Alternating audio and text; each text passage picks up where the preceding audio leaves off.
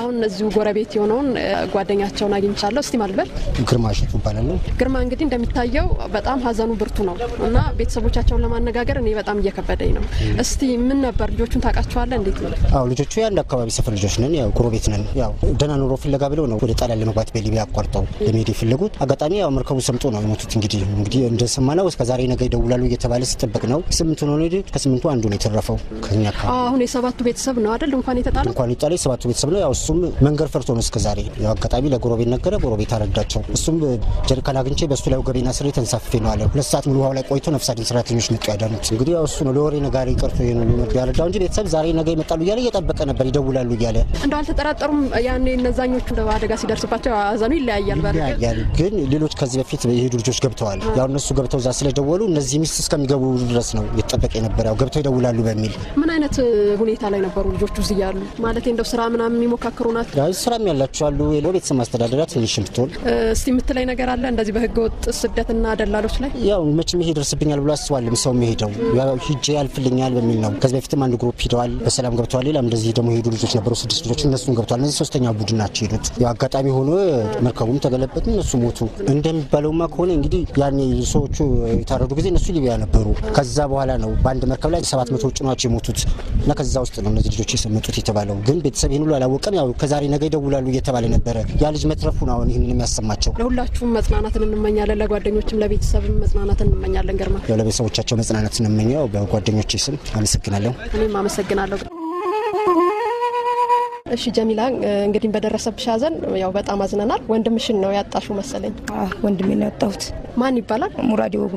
መቼ ነበር ሄደው? ቢያንስ 2 ወር ይሆነዋል። ወደ ሊቢያ አካባቢ መድረሱን ነግሮሽ ነበረ? ደውሎ ነግሮት? ሊቢያ መድረሱን ነግሮኛል፣ ደውሎም ነግሮኛል። ድንኳኑ ተተክለዋል፣ ብዙ ህዝብም እየመጣ ነው። በጣም ያሳዝን ነው ማለት ቤተሰቦቹም አልተረጋጉም፣ ጓደኞቹም አልተረጋጉም። ሁሉም በአንድ ላይ ተነስተው ነው የሄዱት? አዎ አንድ ላይ ተነስተው ነው የሄዱት። እንደው ትንሽ ለመከልከል ነገር አላሰባችሁም ነበር? እኛማ ከልክለናል፣ እምቢ ብሎ ነው የሄዱት። በጣም የሚያሳዝን ነው። በሊቢያ ላይ በጣም ብዙ ወንድሞቻችን እያለቁ ነው እና ፈጣሪ እንዲያጽናናችሁ እንመኛለን ለሁላችንም። እሺ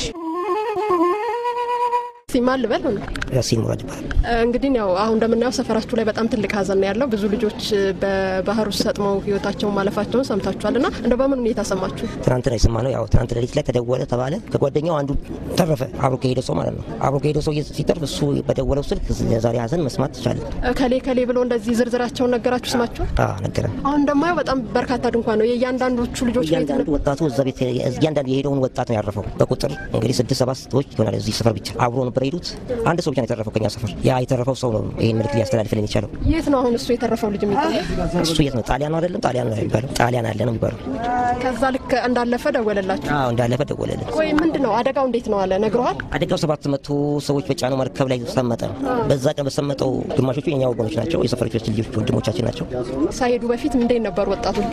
ወጣቱ ከቤተሰብ ጋር ነው የሚኖረው። የቤተሰብን ጫና ያለመቋቋም ነው አሁን ወደዛ ባህር ማዶ አሻገረው። የቤተሰቡን ጫና በቃ ባህር ማዶ ሊሄድ ብሎ ያው በመልካም ፍቃድም ባይሆን ተጽዕኖ አድርጎ ለመሄድ ሞከሩ። ሲሄዱ ያው ይሄ ይመጣል ተብሎ አልተጠበቀም። ያው ይሄን አጋጣሚ ለመጠቀም ነው። ያው ሁሉም እንደሚሄደው ግማሹ ይሄዳል፣ ይደረሳል።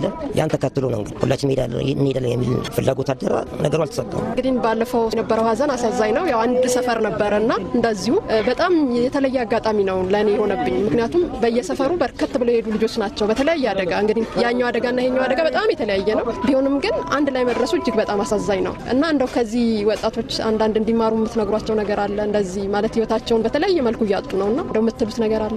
ሁሉም እንደምታውቂው ሀገሩን የማይወድ አልነበረም። ግን ችግሬን እቋቋማለሁ፣ ችግሬን አሸንፋለሁ ብሎ ይወጣና አደጋው ይፈጠራል። ያው ለወጣቱ የምትመክሪው እንግዲህ ከዚህ አደጋ በኋላ ተምሮ ራሱን ለዚህ አደጋ ለመጓዝ ነው። እንግዲህ የገጠመው ችግር ጠቅላላ እዚህ አሳልፎ ያለውን እድል መጠቀም ለምትያለሽ እና መንግስቱ ወጣቱ እያቀፈ ነው። በእርግጥ አሁን ያልታቀፉት እንዲያቅፍልን ነው። ስለዚህ መንግስታችን እንግዲህ አጋጣሚ ይመስለኛል የእስልምና እምነት ተከታዮች ናቸው በብዛት ተቃላይ እነዚህ ያረፉትን ነው እና በጣም አሳዛኝ ነው። እኔ ከቃላት በላይ ነው እውነት ለመግለጽ ትልቅ ሀዘን ነውና ፈጣሪ መጽናኛ ይስጣችሁ። አሚን አሚን። አመሰግናለሁ።